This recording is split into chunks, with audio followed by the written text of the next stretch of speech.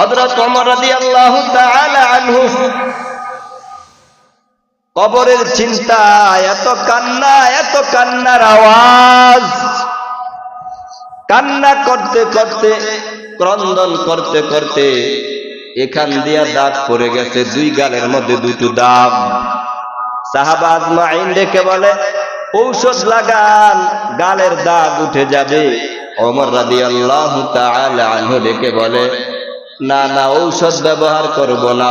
কিয়ামতের ময়দানে যদি আল্লাহ তাআলা বলে, ওমর তুমি কি নিয়ে আসছো, আমি বলবো, আল্লাহ আমি কিছুই আনতে পারলাম না, আমি আপনার ভয়, জাহান্নামের ভয়ে কান্না করতে করতে গালের দুই পাশে দুইটা দাগ নিয়ে হাজির হইলাম।